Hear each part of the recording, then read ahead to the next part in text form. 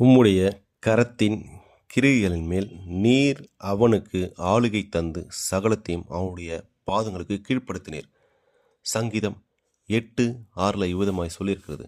இதன் அர்த்தம் என்னவென்றால், கடவுள் மேல் நான் கொண்டுள்ள நம்பிக்கை என்னுடைய எதிர்காலத்தை நிர்ணயிக்கிறது என்பதை நான் அறிகிறேன்.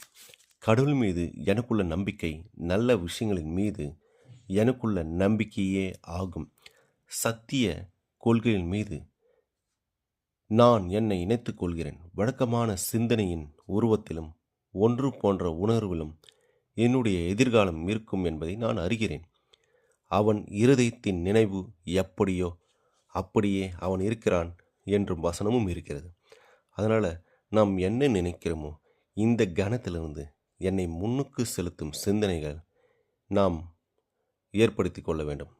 உண்மையாக இருக்கும் விஷயங்கள் எதுவானாலும், நேர்மையான விஷயங்கள் எதுவானாலும், நீதியான விஷயங்கள் எதுவானாலும், அழகான விஷயங்கள் எதுவானாலும், நல்லவனவற்றை தெரிவித்தால், இந்த விஷயங்களில் நான் இரவும் பகலும் தியானம் செய்கிறேன். நான் வழக்கமாக கடைப்பிடிக்கின்ற இந்த சிந்தனைகள் எனக்கு உயர்ந்தரமான விளைச்சலை கொடுக்கின்றன என்பதை நான் அறிகிறேன். என்னுடைய ஆத்துமாவுக்கு நானே தலைவனாய் இருக்கிறேன். என்னுடைய விதிக்கு நானே எஜமானனாய் இருக்கிறேன்.